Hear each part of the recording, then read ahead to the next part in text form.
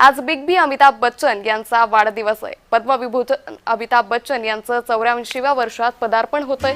बॉलिवूडचे महानायक अभिनेते अमिताभ बच्चन हे आज 83वा वाढदिवस साजरा करतायत। बिग बींचा वाढदिवस हा त्यांच्या चाहत्यांसाठी खरं तर एक प्रकारचा सोहळाच असतो, कारण दरवर्षी त्यांचे चाहते हे त्यांचा वाढदिवस आला की आदल्या दिवसापासून तो साजरा करण्यासाठी सुरुवात करतात आणि बिग बी म्हणून ओळखले जाणारे अमिताभ बच्चन यांची 50 वर्षांहून अधिक काळाची उल्लेखनीय कारकीर्द आहे। त्यांची वचनबद्धता, कौशल्य आणि वेगळी शैली ही लाखो लोकांना प्रेरणा देते। त्यांनी बॉलिवूडच्या काही मोठ्या यशांमध्ये आपलं योगदान दिलंय। अनेक सेलिब्रिटी आणि अभिनेत्रींनी सोशल मीडियावर त्यांच्या वाढदिवसाच्या शुभेच्छाही दिल्यात। त्यामुळे एकंदरीतच असे हे बिग बी अमिताभ बच्चन यांचा आज 84वा वाढदिवस आहे। ते 84व्या वर्षात पदार्पण करतायत। त्यामुळे अमिताभ बच्चन यांचा वाढदिवस साजरा करण्यासाठी त्यांच्या जलसा या बंगल्याबाहेर त्यांच्या चाहत्यांनी कालपासूनच खरं तर गर्दी केली आणि बिग बी यांचं एक फक्त झलक पाहता यावी म्हणून हे चाहते त्यांची वाट पाहतायत।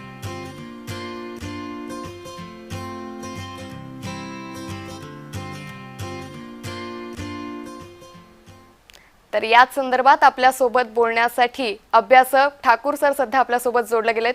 ठाकूर सर, आपण ज्या पद्धतीने पाहतोय की आज बिग बींचा वाढदिवस आहे, अनेक खरं तर त्यांचं संवाद कौशल्य असेल, त्यांची वचनबद्धता असेल, त्यांची अभिनयाची शैली असेल, यामुळे आज प्रत्येक भारतीयाच्या मनात माझ्या मते संपूर्ण जगभरात त्यांचं नाव एक वेगळ्या पद्धतीने घेतलं जातं।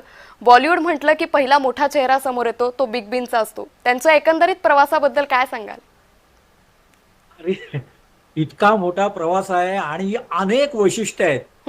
म्हणजे जगभरामध्ये जी हिंदी सिनेमाला किंवा हिंदी चित्रपट संस्कृतीला अथवा भारतीय चित्रपट संस्कृतीला जी ओळख मिळाली, त्याच्यामध्ये जी आपण महत्वाची नावं घेतो, लता मंगेशकर, सत्यजित रे, दिलीप कुमार आणि अमिताभ बच्चन, आता ऋतिक घटक, त्याशिवाय मृणाल सेन हे दिग्दर्शक सुद्धा आहे, श्याम बेनेगलजी सुद्धा आहे।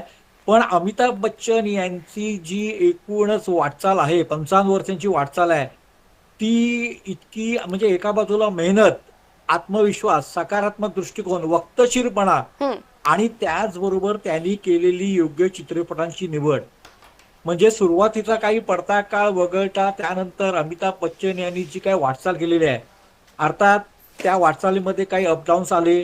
80च्या दशकाच्या सुरुवातीला त्यांना बेंगलोरला कुली चित्रपटाच्या सेटवर तो अपघात झाला आणि ते त्यांचं आजारपण आणि त्या आजारपणातून ते बरे व्हावेत म्हणून देशभरातील जगभरातील त्यांच्या चाहत्यांनी केलेली प्रार्थना।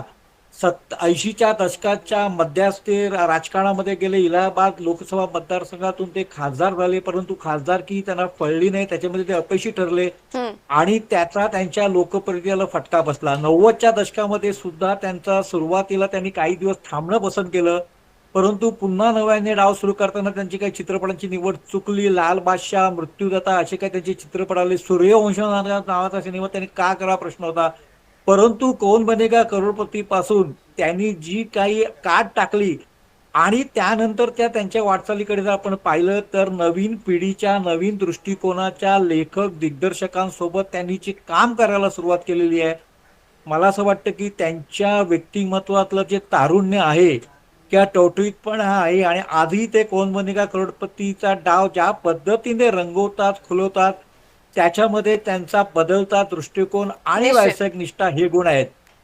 आणि नंतरच्या काळामध्ये म्हणजे कारकिर्दीच्या उत्तरार्धामध्ये त्यांनी नवीन पिढीच्या पटकथा लेखक आणि दिग्दर्शकांसोबत काम करणं जे सुरू केलेलं आहे, मला असं वाटतं ना की प्रत्येक क्षेत्रामध्ये ज्यांना कारकीर्द करायची आहे त्यांनी नवीन माध्यमे येतात, नवीन युवक येतात, त्यांच्यासोबत जोडून घेऊन आपली वाटचाल करावी, म्हणजे बदलणं किती आवश्यक आहे। निश्चित, त्यामुळे एकंदरीतच हा बदल आता युवा पिढीलाही खूप प्रेरणा देतो आजही। दिलीप सर, मी अगदी काही वेळासाठी तुम्हाला थांबवतेय, कारण आज बिग बींच्या चाहत्यांनी त्यांना एक अनोख्या पद्धतीने शुभेच्छा दिल्या, आपण पहिले त्या पाहूयात। सदियों में महानायक तब जन्म लेते हैं जब डूबती आशाओं को घन अंधकार से निकालकर सिर्फ देश ही नहीं दुनिया को बनाते हैं। हम खुशनसीब है कि माँ तेजी बच्चन जी के माध्यम से हमें भारत के सपूत श्री अमिताभ बच्चन जी मिले। पूरे अमिताभ बच्चन जी एक्सटेंडेड फैमिली की तरफ से युग प्रणेता, युग प्रधान, युग पुरुष गुरुदेव श्री अमिताभ बच्चन जी को जन्मदिन की बहुत बहुत शुभकामनाएं। तर दिलीपजी, आपण ही प्रतिक्रिया पाहिलेली आहे. मी अगदी शेवटचा प्रश्न तुम्हाला विचारते की बिग बींची आत्ताची जी युवा पिढी आपण सध्या पाहतोय, अभिनय क्षेत्रामध्ये येऊ पाहणारी असेल किंवा इतरही सामान्य आयुष्यातील ही जी युवा पिढी आहे, त्यांना बिग बी कशा पद्धतीनं प्रेरणा देतात?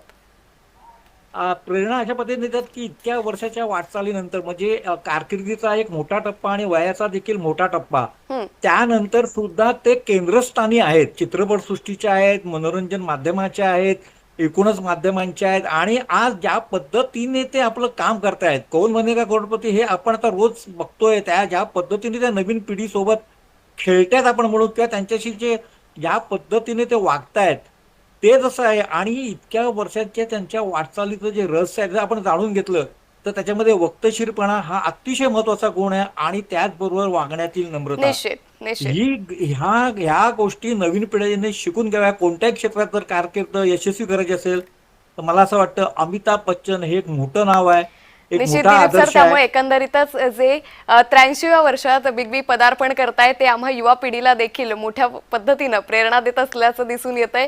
दिलीप सर, तुमचं खूप खूप धन्यवाद, तुम्ही जय महाराष्ट्र सोबत साधलेल्या या संवादासाठी.